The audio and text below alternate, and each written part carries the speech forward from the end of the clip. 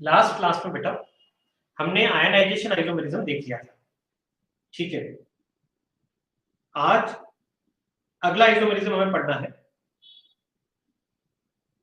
और ये जो अगला आइसोमेरिज्म है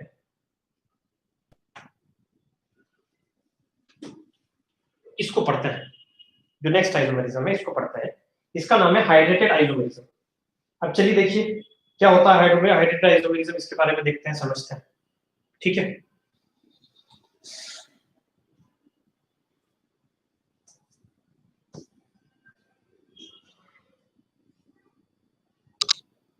है ना, आयनाइजेशन आइसोमेरिज्म समझ, बाहर एक एनायन होना चाहिए जो अंदर एक नेगेटिव लिगेंड के साथ एक्सचेंज कर सके, और एक्सचेंज के दौरान कोऑर्डिनेशन नंबर चेंज नहीं होना चाहिए, ठीक है। चलिए आगे देखते हैं।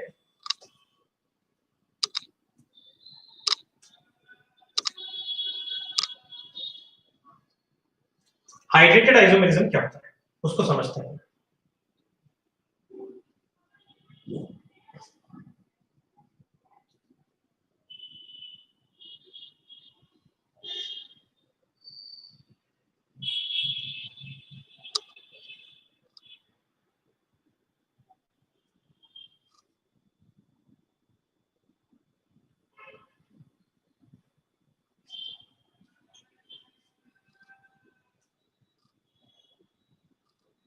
ठीक, तो चलिए हाइड्रेटेड आइसोमेरिज्म क्या होता है इसकी बात करते हैं। सपोज कीजिए मैंने आपके सामने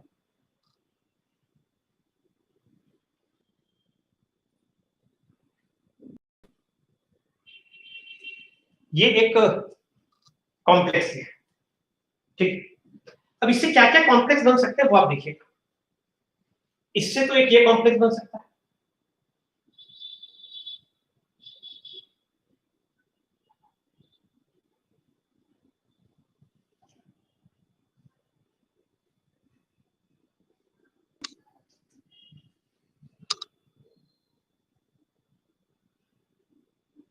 इस फॉर्मूले से क्या क्या कॉम्प्लेक्स बन सकते हैं, इस फॉर्मूले के क्या क्या कॉम्प्लेक्स बन सकते हैं।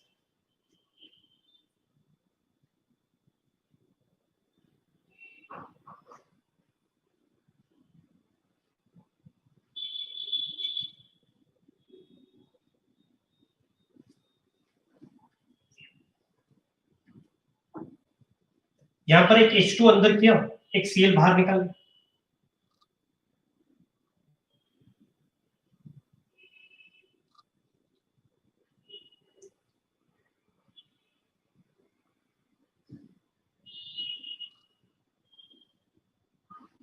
फिर एक और Cl, एक H2 और अंदर किया,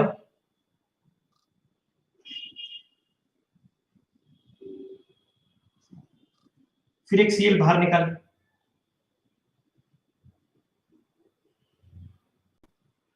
फिर एक और H2 अंदर किया,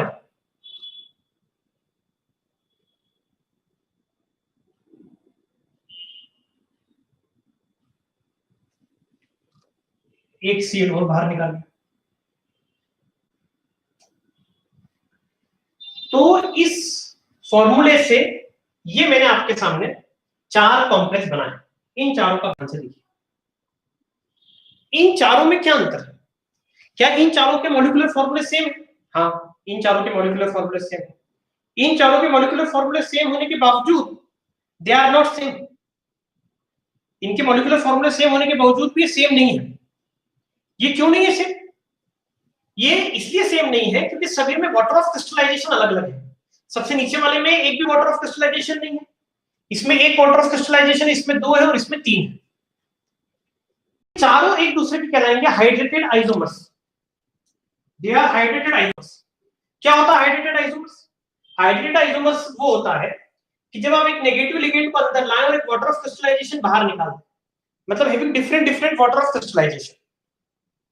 जब different different water of crystallisation होती है तो we have a hydrated isomers, ठीक। तो यहां पर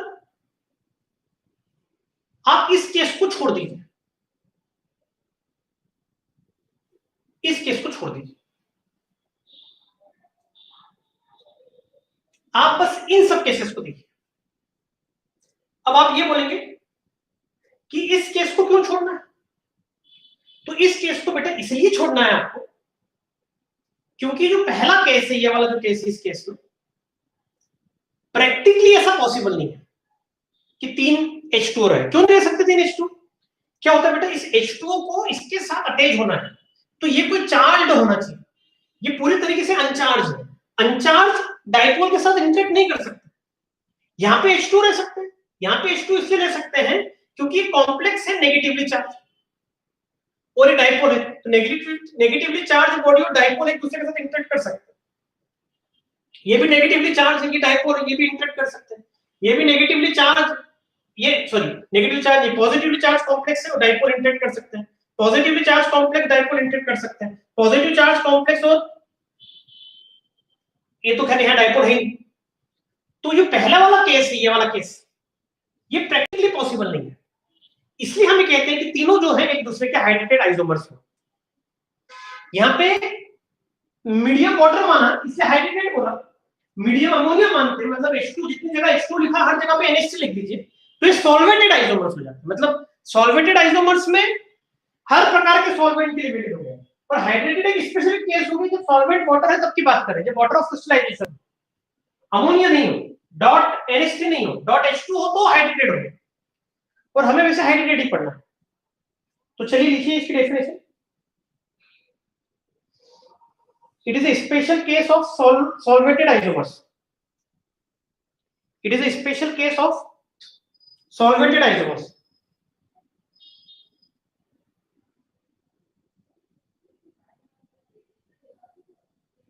It is a special case of solvated isomer.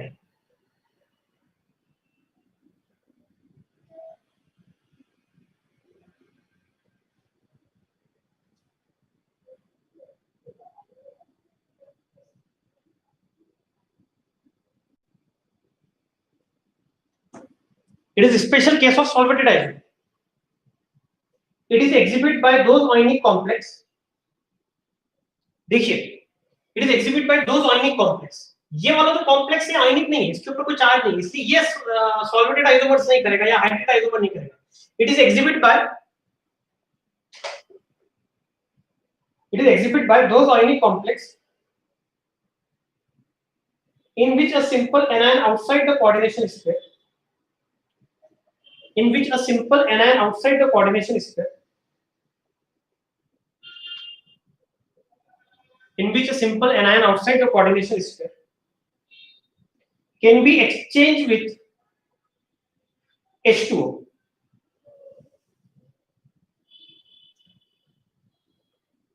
Such that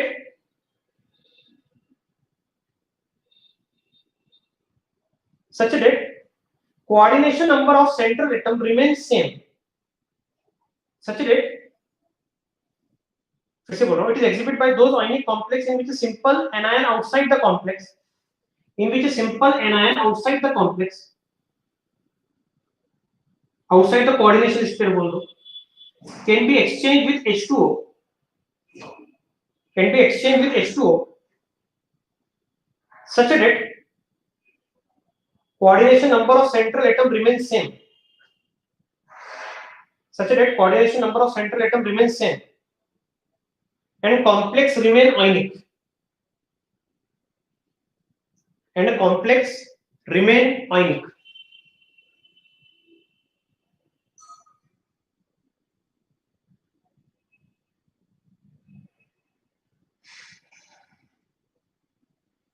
for example करके बेटा बोर्ड की चीजें लिखो. फॉर एग्जाम्पल,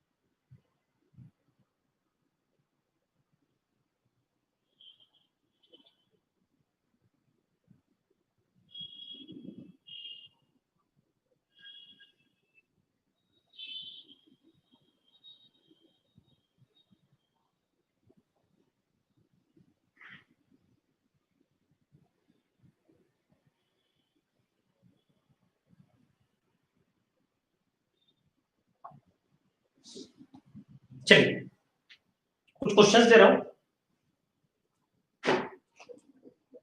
आपको इसमें बताना है कि कौन कौन से हाइड्रेटेड आइसोमर्स हैं,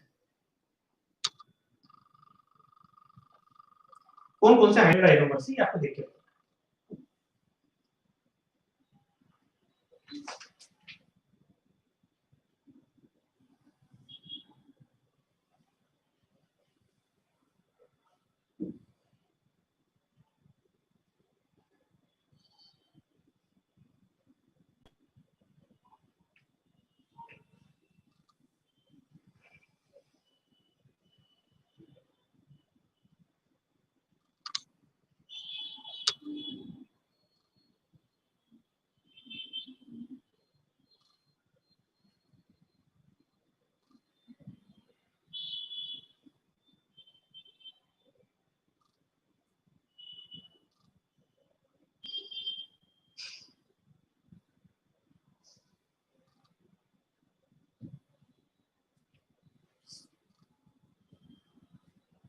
ये आपके सामने कर रहा है,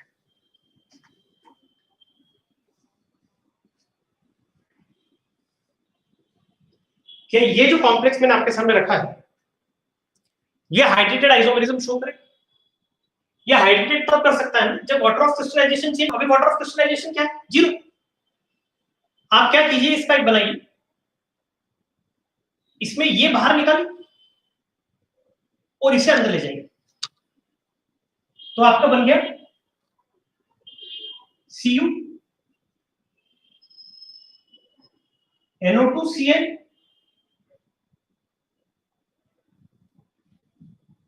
Br अंदर आ गया,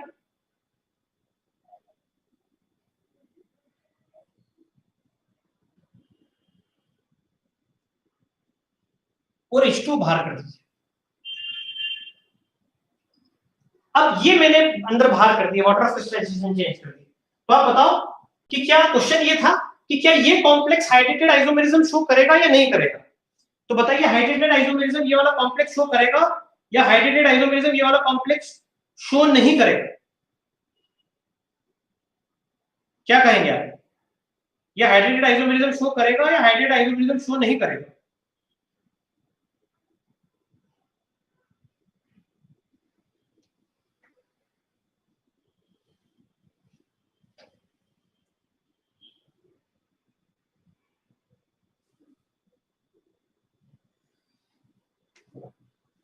तो बेसिकली ये प्रैक्टिकली पॉसिबल नहीं है।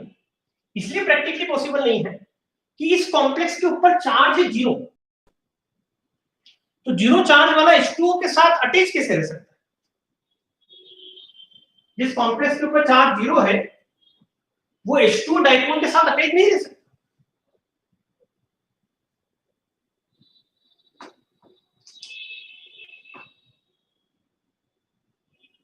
तो इसलिए इसमें लिख दीजिएगा क्रॉस। क्रॉस का मतलब it will not show hydrated isomerism, it will not show hydrated isomerism. चलिए अगला एग्जांपल देखिए।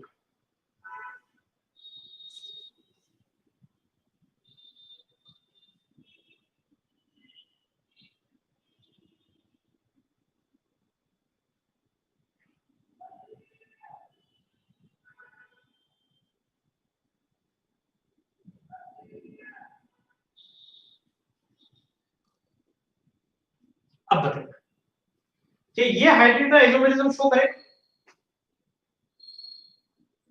ये एग्जांपल 2 है, दूसरा एग्जांपल। ये हाइड्रेटेड आइसोमेरिज्म शो करे?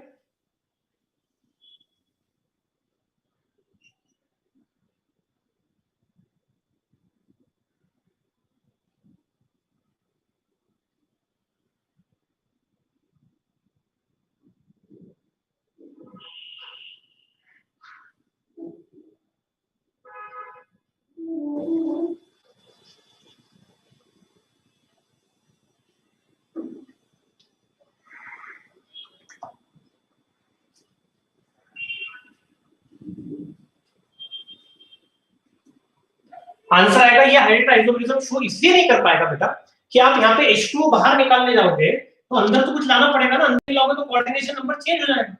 तो it will not show hydrated isomerism.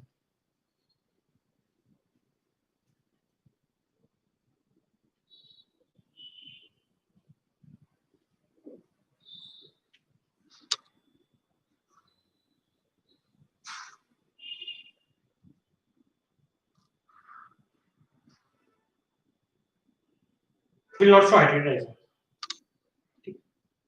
चलिए अगला एग्जांपल, दो एग्जांपल यहां लिख दिए, अगला एग्जांपल यहां लिख दिए।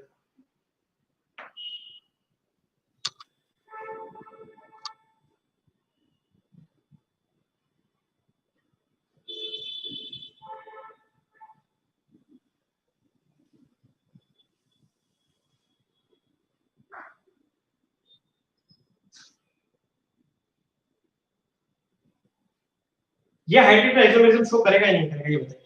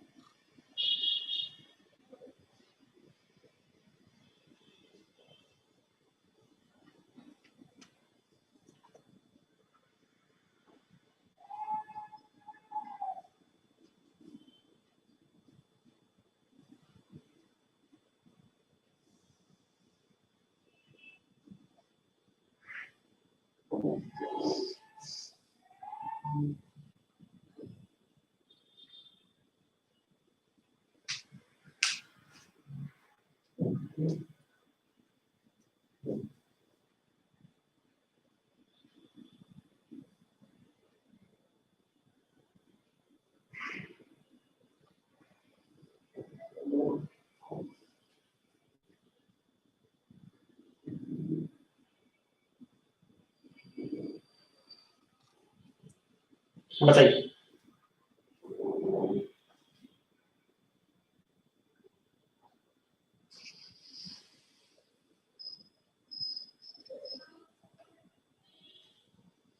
यहां पर वाटर ऑफ क्रिस्टलाइजेशन बाहर आ ही नहीं सकता, ये अंदर जा ही नहीं सकता, दोनों ही कॉम्प्लेक्स है। तो यहां पे तो ऐसा हो नहीं सकता कि डॉट H2 आ जाए, कैसे आए?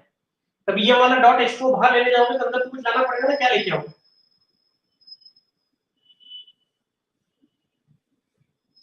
समझ गए लोग?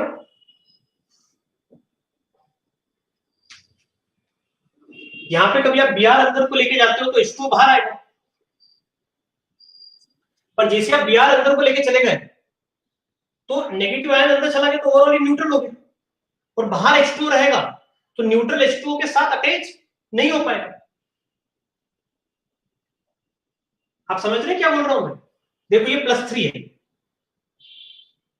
कार्बोनेट -2 है, और ये -1, तो ओवरऑल चार्ज कितना है? 0।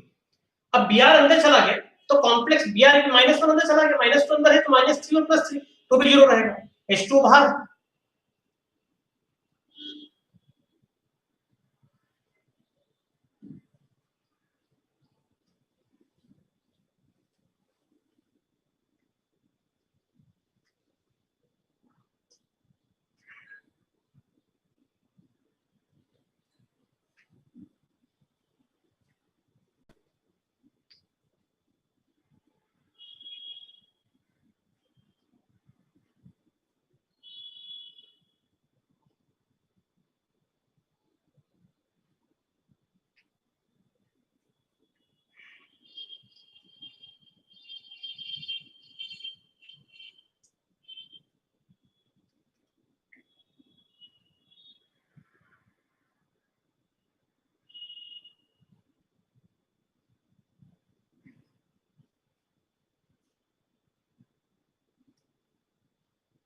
चलिए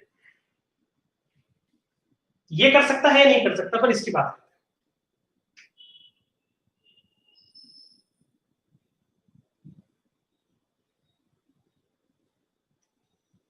यहां पर ऑक्सलेट आयन जो है बाइडेंटिक लिगेंड, हम इसको ऐसा कर सकते हैं, ऑक्सिलेट आयन को अंदर लेके आ, तो ऑक्सिलेट आयन को अंदर लाने के कारण कोऑर्डिनेशन नंबर 2 से बढ़ गया। अब कोऑर्डिनेशन नंबर 2 से कम करना है,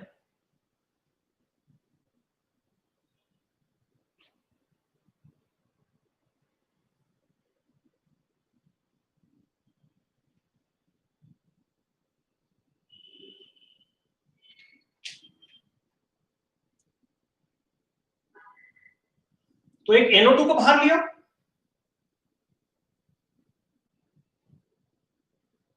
और एक H2O को बाहर लिया। ये देखिए,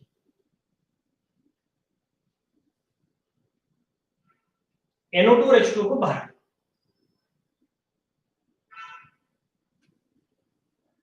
तो ये H2O टिक जाएगा। क्यों टिक जाएगा? क्योंकि आप यहां पे देखिए, ये +3 है, -2 है, -1, तो ओवरऑल ये -1 है, मतलब इस कोऑर्डिनेशन स्क्वायर के ऊपर +1 होगा, तभी तो इस -1 से कैंसिल हो रहा होगा। तो इसका उत्तर आ जाएगा कि हाँ, ये करेगा। ये दोनों कॉम्प्लेक्स हाइड्रेटेड आइसोमर्स के एग्जांपल भी हो गए और आयनाइजेशन आइसोमर के भी एग्जांपल हो गए, क्योंकि ये जब पानी में जाएगा तो इसको पानी में डालोगे तो OX आयन आएगा, ऑक्सिलेट आयन, और इसको पानी में डालोगे तो NO2 नेगेटिव नाइट्राइट आयन पानी में आएगा। तो दोनों के एग्जांपल हो।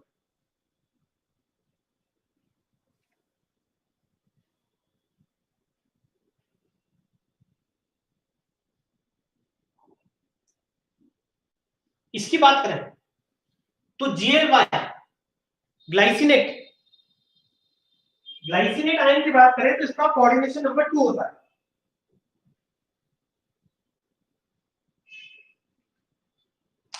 इसका कोऑर्डिनेशन नंबर 2 होता है। अब यहां पे आप GLY को अंदर लाओगे, ये भी कोऑर्डिनेशन नंबर 2 है, ये भी कोऑर्डिनेशन नंबर 2 है, ऑक्सिलेट को बाहर ले जाओगे तो H2O जा ही नहीं सकता बाहर। इसमें H2O को बाहर लाओगे तो एक कोऑर्डिनेशन नंबर आप कम कर रहे हो प्लेटिनम का, तो एक बढ़ाना पड़ेगा, तो एक GLY को आप अंदर लाओगे तो 2 बढ़ता है। GLY is example of bidentate ligand, ये बाइडेंटेड लिगेंड के एग्जांपल, ये और ये तीनों बाइडेंटेड लिगेंड। हाँ, ये मोनोडेंटेड होता तो 2 मोनोडेंटेड बाहर आ जाते और एक बाइडेंटेड अंदर चला जाता, तो कोऑर्डिनेशन नंबर में कोई फर्क नहीं आता प्लेटिनम में। तो यहाँ पे वाटर को बाहर लाना है बिना coordination number of platinum change के, पॉसिबल नहीं है बेटा।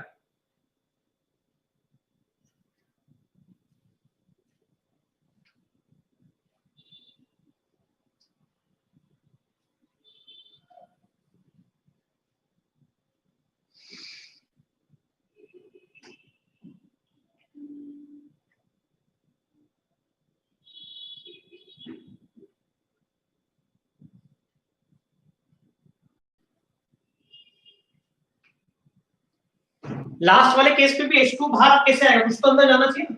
आप सिर्फ H2 को बाहर लिया होगा तो कोऑर्डिनेशन नंबर चेंज हो जाएगा, वो चेंज कर नहीं सकते। कभी आप H2 बाहर निकालोगे यहाँ पे, कुछ तो अंदर ले जाना पड़ेगा।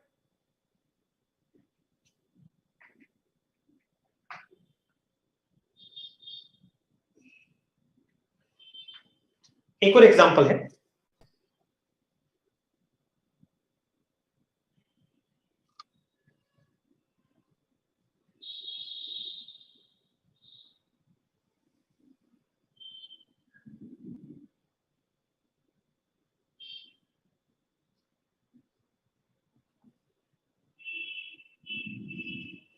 ये फॉर एग्जांपल,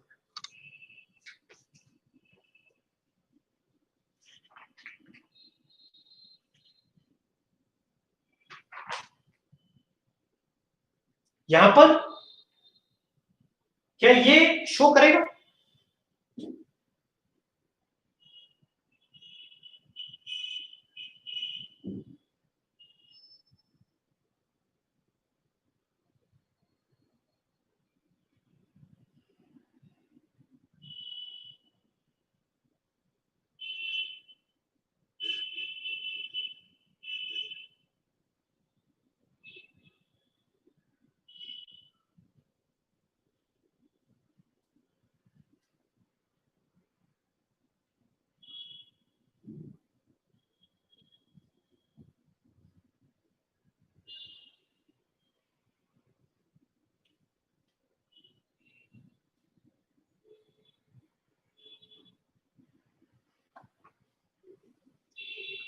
तो इसका उत्तर होगा बेटा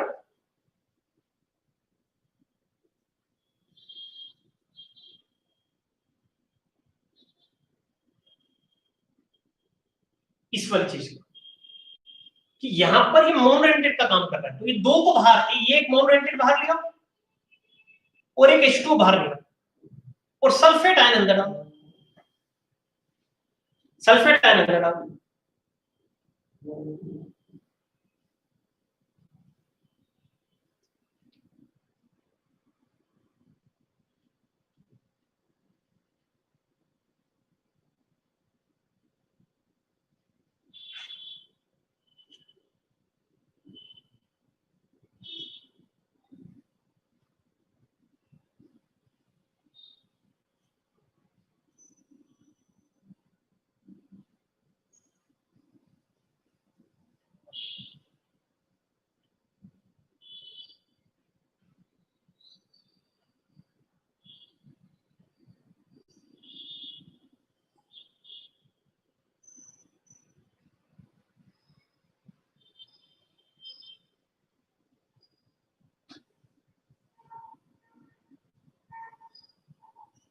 तो सल्फेट आयन अंदर डालेगा तो बाइडेंटेड लिगेंड का काम भी करता है सल्फेट आयन, फ्लेक्सिबल डेंसिटी उसकी, तो ये करेक्ट, इसलिए इसका राइट है। चलिए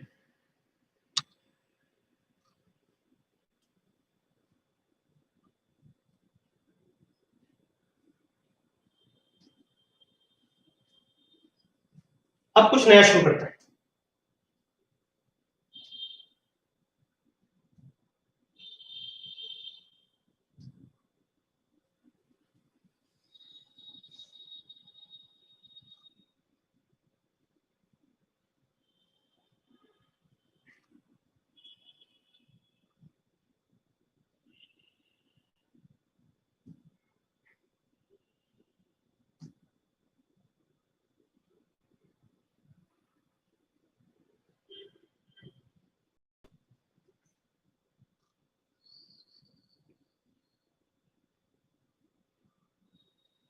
चलिए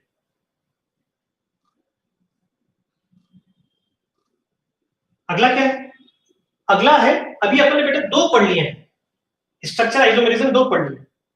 एक तो स्ट्रक्चर आइसोमेरिज्म अपन ने पढ़ा जिसका नाम था आयनाइजेशन आइसोमेरिज्म, फिर दूसरा आज हमने पढ़ा हाइड्रेटेड आइसोमेरिज्म, अब तीसरा पढ़ रहे हैं लिंकेज आइसोमेरिज्म। देखिए आपके सामने एक एग्जांपल देता हूं मैं, Cu H2O Cn,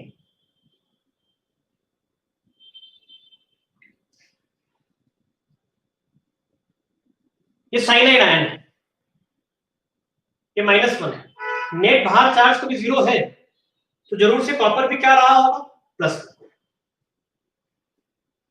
कॉपर भी +1 रहा।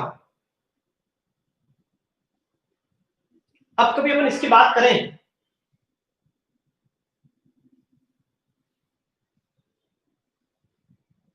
तो यहां पर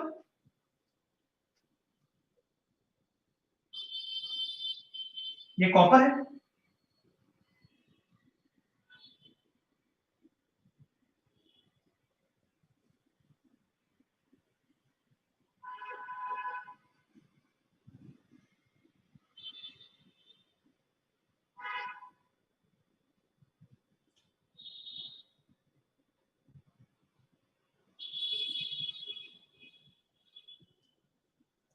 Cn नेगेटिव कार्बन से भी डोनेट कर सकता है और नाइट्रोजन से भी कर सकता है, ये भी बन सकता है, और एक और पॉसिबिलिटी ये है कि ये बन सकता है।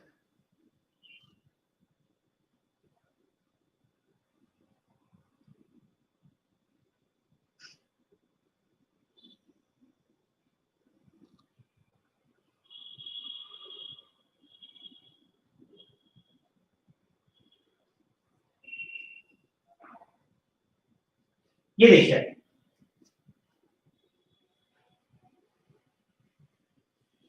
ये दोनों स्ट्रक्चर आइसोमर्स के हैं, दोनों के स्ट्रक्चर में अंतर है। यहां पर देखेंगे आप कभी तो यहाँ पे कॉपर और कार्बन के बीच में होगा, और यहां पे देखेंगे तो कॉपर और नाइट्रोजन के बीच में होगा। कभी आप उससे पूछेंगे कि भाई क्या होता है लिंकेज आइसोमेरिज्म, तो पहली बात तो ये समझिए कि लिंकेज आइसोमेरिज्म उन कॉम्प्लेक्स में देखने को मिलता है, लिंकेज आइसोमेरिज्म उन कॉम्प्लेक्स में देखने को मिलता है जिनमें लिगेंड जो है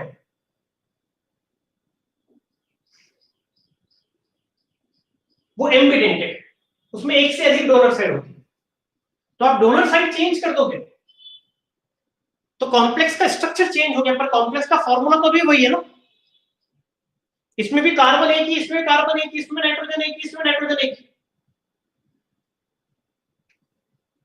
तो लिखिए linkage isomer, it is exhibit by those complex,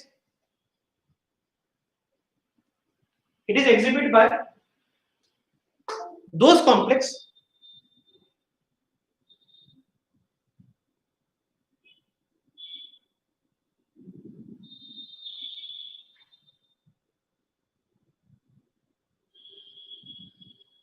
it is exhibited by those complex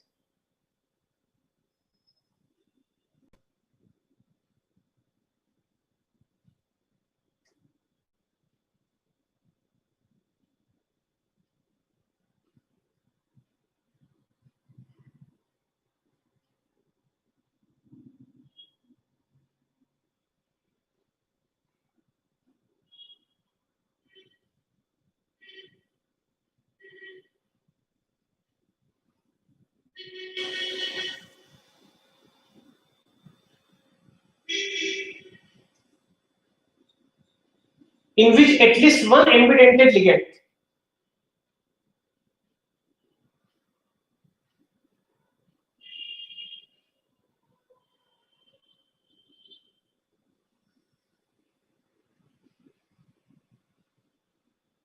it is exhibited by those complex in which at least one ambidentate ligand is present.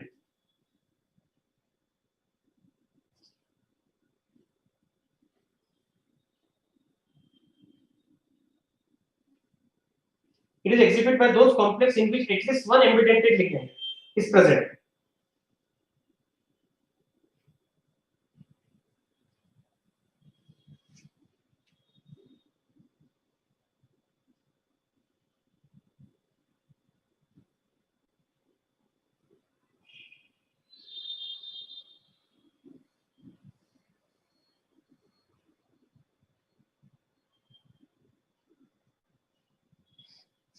चलिए एक और एग्जांपल,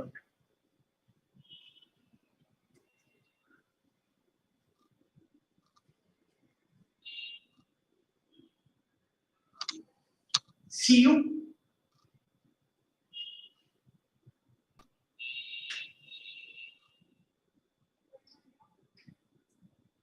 H2 Cn NO। आप बताइए इसके कितने linkage isomers होंगे। मैं आपको बता दूं साइनाइड आयन है, ये नाइट्राइड आयन है, इसके कितने लिंकेज आइसोमर्स पॉसिबल होंगे ये आपको फाइंड करके बताना है, नंबर ऑफ लिंकेज आइसोमर।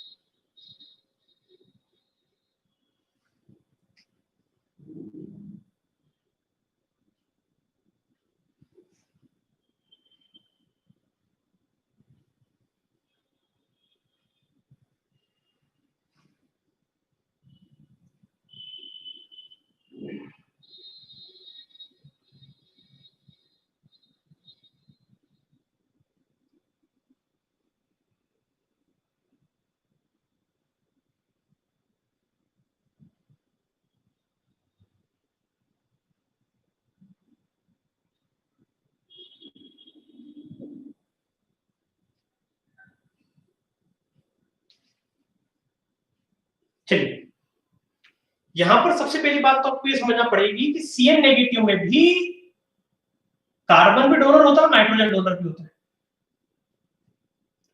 और NO2 नेगेटिव में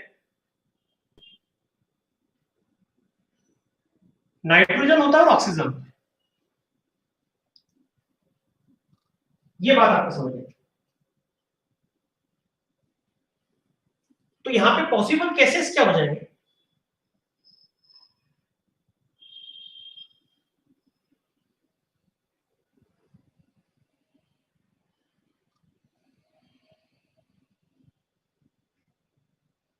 एक तो ये हो जाए, पहले वाले केस में नाइट्रोजन डोनर साइड है, दूसरे वाले केस में ऑक्सीजन।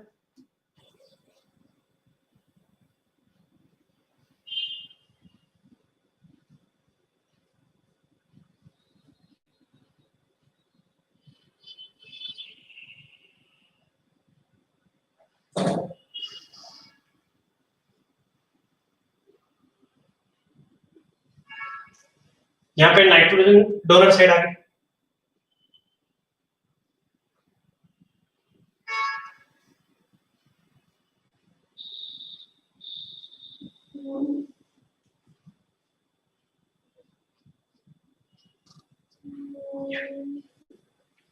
ये चार पॉसिबिलिटीज हो सकती है।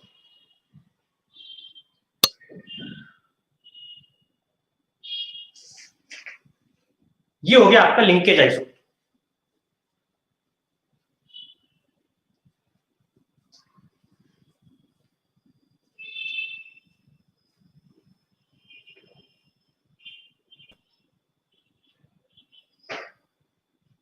ठीक है, आगे चले। ये लिंकेज आइसोमर यहां पे खत्म हो गया। अब अगला आइसोमर है, स्ट्रक्चर पे अगला है, कौन कौन से हो चुके? तीन हो चुके हैं, आयनाइजेशन हो चुका, हाइड्रेटेड हो चुका है और लिंकेज हो चुका है। अब अगला पढ़ रहे जो हम है, इसका नाम है कोऑर्डिनेशन आइसोमर। ये फोर्थ है, स्ट्रक्चर आइसोमेरिज्म का फोर्थ एग्जांपल है कोऑर्डिनेशन आइसोमर।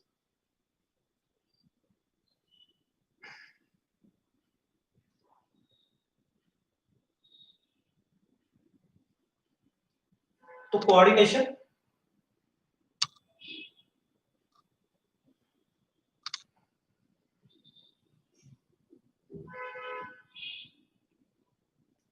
आइसोमेरिज्म क्या होता है? कोऑर्डिनेशन आइसोमेरिज्म,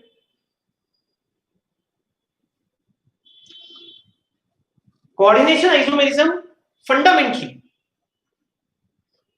उन कॉम्प्लेक्सेस में देखने को मिलता है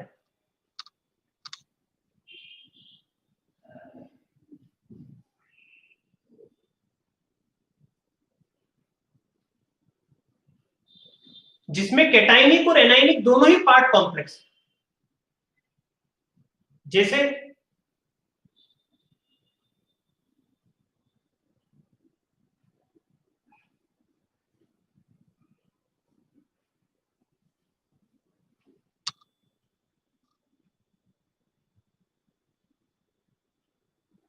ये देखिए,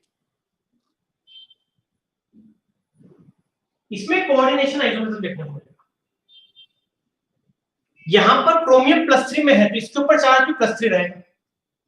इसकी बात करें तो कोबाल्ट +3 में है और Cl -6 है, तो +3 और -6 -3 हो गया, तो इसके ऊपर चार्ज -3 है और इसके ऊपर चार्ज +3। ये आप समझने की कोशिश की। इसमें कोऑर्डिनेशन आइसोमेरिज्म देखने को हमें मिलेगा।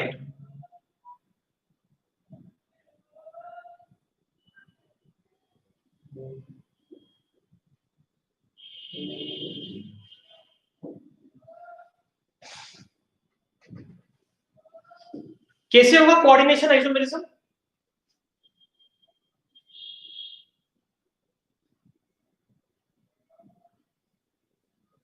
वो अपन समझते हैं।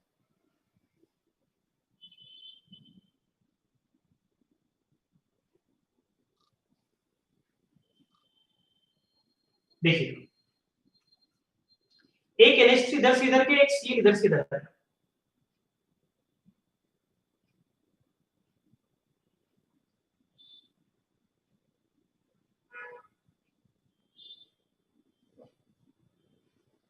एक सी इधर है, एक NH3 इधर है।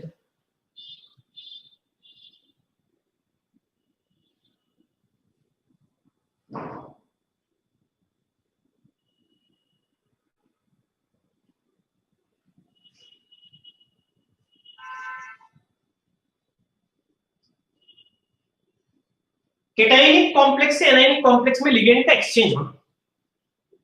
फिर एक और बात करो,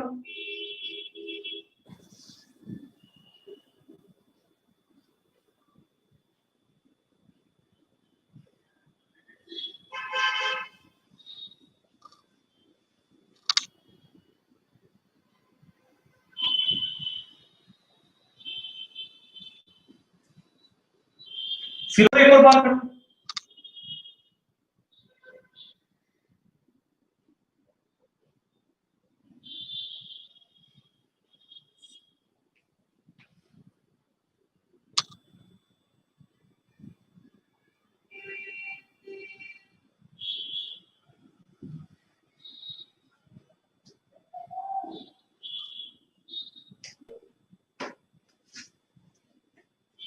फिर एक बार और करो। यहां पर आप देखिए, ये पॉसिबल नहीं होता। इसलिए नहीं होता क्योंकि आप देखिए इसके ऊपर चार्ज कितना है, इसके ऊपर चार्ज 0, और इसके ऊपर भी चार्ज कितना है 0। तो ये दो न्यूट्रल एक साथ कैसे रहेंगे? दोनों न्यूट्रल एक साथ रह ही नहीं सकते।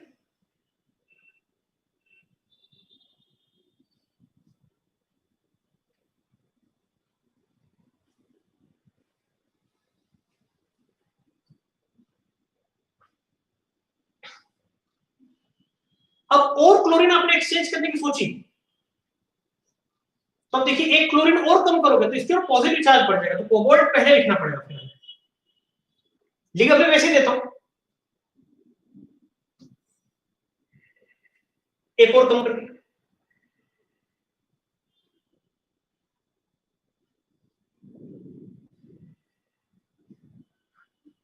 एक सीएल और पड़ी,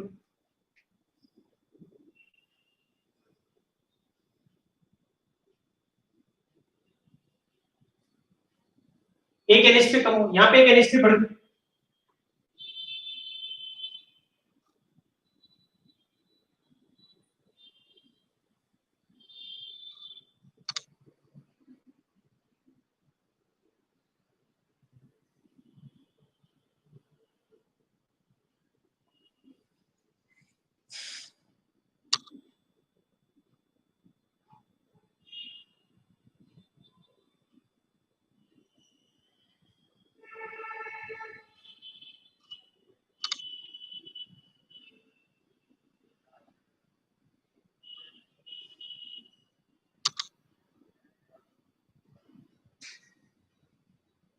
इतने सारे एग्जाम्पल हो,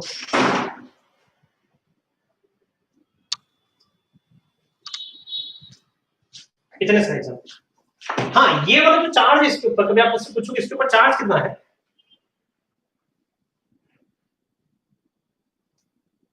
तो इसके ऊपर चार्ज जो है वो -3 है। तो ये बाद में आना चाहिए, और इसके ऊपर चार्ज +3, बस वो मैंने इसके बाद से ये तीनों में एनाइनिक पार्ट पहले लिख दिया और कैटाइनिक पार्ट बाद में लिख दिया, जो कि उल्टा लिखना चाहिए था, पर वो आपको समझाने के हिसाब से मैंने लिख दिया। तो आप देखिए 1 1 2 3 4 5 6, ये जो 6 हैं,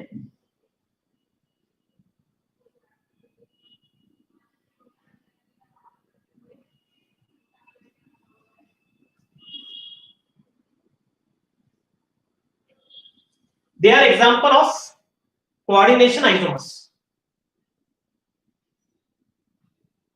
ठीक है, दे आर कोऑर्डिनेशन आइसोमर्स। ये बात समझ में आई ना? इसको क्यों नहीं, क्योंकि इसके ऊपर ये न्यूट्रल है, इसके ऊपर 0 चार्ज, क्रोमियम +3 और क्लोरीन के -3, तो 0 हो गया। इधर कोबाल्ट +3 और क्लोरीन -3, 0 हो गया। 0 0 साथ में रह नहीं पाएंगे।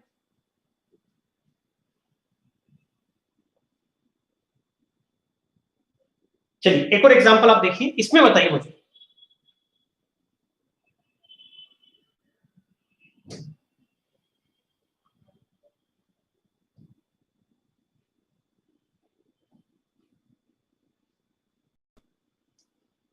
ये वाला एग्जांपल।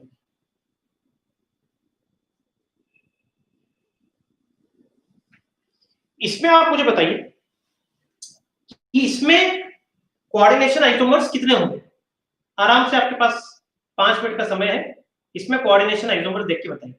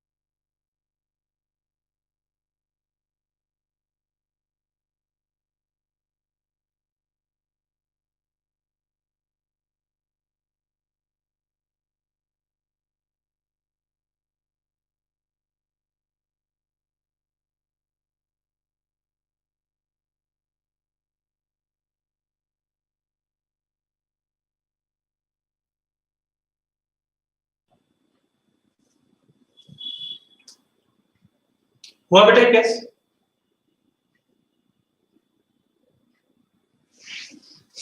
यहां पर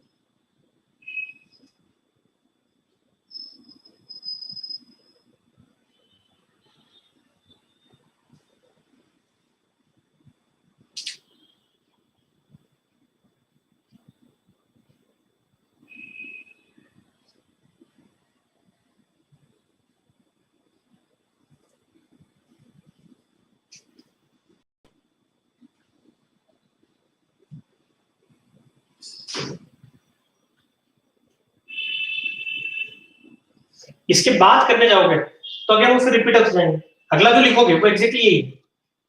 तो कुल मिलाकर यहाँ पर कितने हो गए, ये वाला काउंट नहीं करना, क्यों नहीं करना, वही जो इसके लिए बात है, दोनों सेम है, ये वाला और ये वाला सेम ही दोनों, इनको काउंट नहीं करना।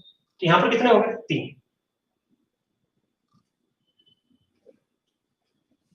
यहाँ पर 3 हो गए, तो दोनों कोबाल्ट होने के कारण फिर रिपीटेड हो जाएंगे ना, इससे मतलब नहीं अगले जो 3 बनाना वो अलग नहीं बनेंगे, वो सेम ही बनेंगे।